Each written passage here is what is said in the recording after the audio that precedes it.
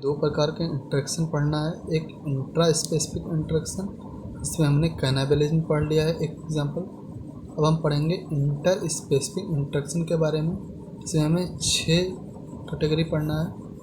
एक है प्रेडेशन, दूसरा कंपटीशन, तीसरा पैरासिटिज्म, चौथा कॉमेंसलिज्म, पांचवा एमेंसलिज्म, छठा है म्यूचुअलिज्म। अब हम सबसे पहले इंटर स्पेसिफिक इंटरेक्शन के बारे में बात करेंगे, प्रेडेशन के बारे में।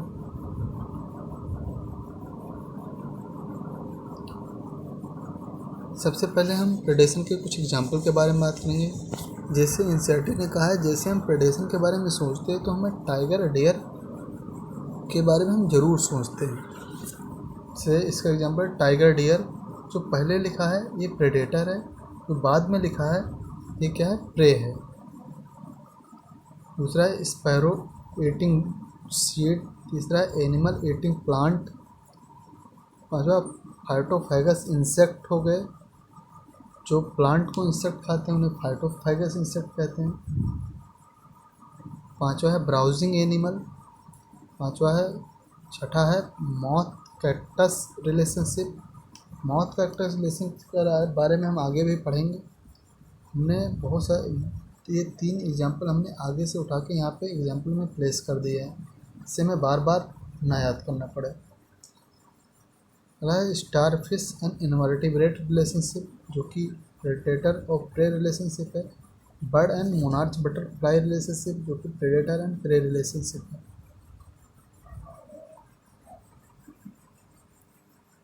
अब हम बात करेंगे इम्पोर्टेंस ऑफ प्रेडेशन। प्रेडेशन का इम्पोर्टेंस क्या है। सबसे पहला इम्पोर्टेंस है transferring energy across the trophic level. एक ट्रॉपिक लेवल से दूसरे ट्रॉपिक लेवल में एनर्जी का ट्रांसफ़र करना। इसमें प्रेडेटर जो होता है वो एक कंडक्ट यानी चैनल के रूप में काम करता है, यानी सीरीज के रूप में काम करता है। Predator acting as a conduct या सीरीज। कैसे एक ट्रॉपिक लेवल से दूसरे ट्रॉपिक लेवल में एनर्जी ट्रांसफ़र होती है, जैसे ग्रास है।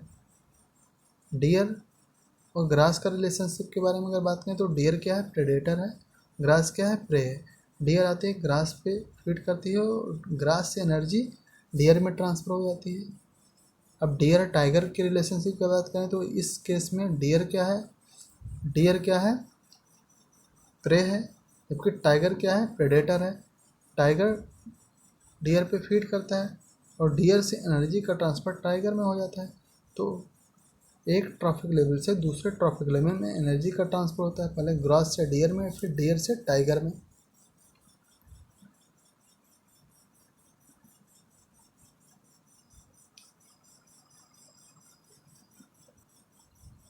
अब अगले इंपॉर्टेंस की बात करेंगे, number 2, keep pray population under control. जो प्रेडेटर होता है यानी प्रेडेशन के द्वारा हम प्रे की पॉपुलेशन को अंडर कंट्रोल रखते हैं। प्रेडेटर प्रे की पॉपुलेशन को अंडर कंट्रोल रखता है। से इसका एग्जांपल, बेहतरीन एग्जांपल है the prickly pear cactus introduce in the Australia in the early 20th century called havoc to lack of the natural predator. Prickly pear cactus को Australia में इंट्रोड्यूस किया गया 20th century के दौरान, अर्ली 20th century के दौरान। तो इसने पूरे ऑस्ट्रेलिया में तबाही मचा दिया क्योंकि इसका वहाँ पे कोई नेचुरल प्रेडेटर नहीं था। बाद में फाइनली ये cactus feeding moth is introduce in Australia for under control.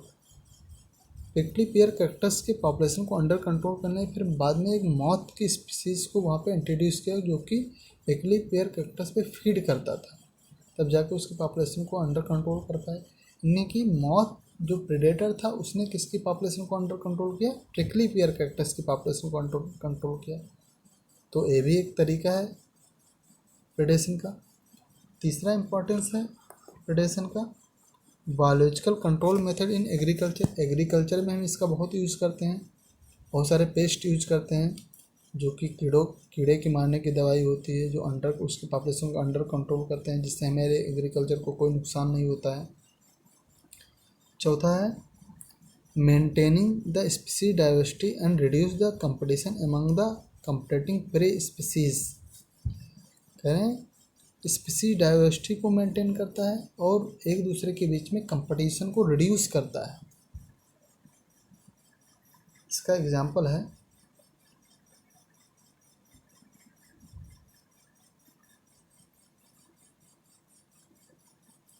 In a rocky intertidal community of the Australia Pacific coast American Pacific coast American प्रशांत महासागर के किनारे रॉकी इंटरटाइडल कम्युनिटी में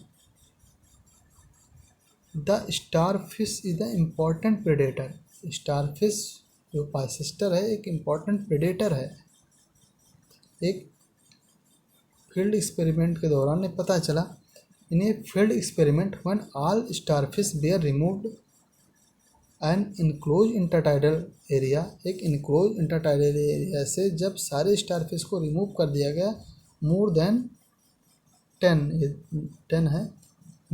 10 species of invertebrate become extinct within a year because of the interspecific competition. एक साल के अंदर ही लगभग 10 स्पीसीज इनवर्टिब्रेट की एक्सटिंक्ट हो गई क्योंकि उनकी पॉपुलेशन बढ़ गई और उनके बीच में क्या होगा कंपटीशन होने लगा। कंपटीशन जब होने लगा तो उनका लॉस होने लगा कंपटीशन में, क्योंकि दोनों स्पीसीज का लॉस होता है तो वो स्पीसीज अपने आप एक्सटिंक्ट होने लगी। यानी कि किसी भी पॉपुलेशन में प्रेडेटर का होना बहुत ज़रूरी है क्योंकि वो किसी भी पॉपुलेशन की स्पीसीज को मेंटेन करता है। अब कहा जाता है प्रेडेटर जो है वो प्रे की पॉपुलेशन पे फीड करता है, तो लगातार जब वो फीड करेगा तो प्रे की पॉपुलेशन कम होती जाएगी। तो इसके बारे में हम बात करेंगे अगले पॉइंट में।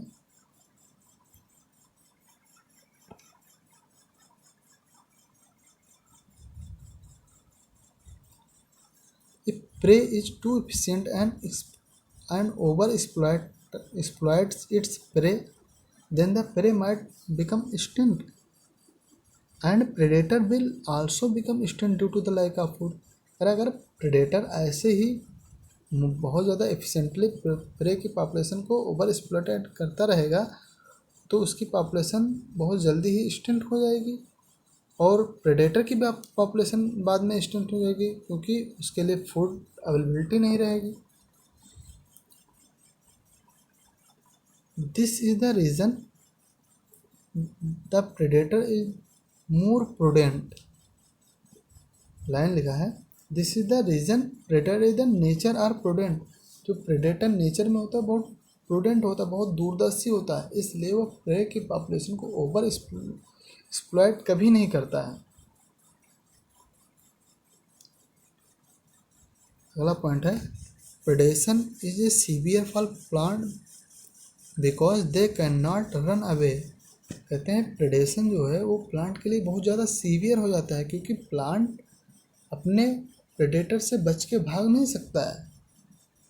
हेंस इसलिए बहुत इंपॉर्टेंट पॉइंट है, हेंस दे शो एस्टोनिशिंग शानदार variety of the morphological and chemical defence against herbivores.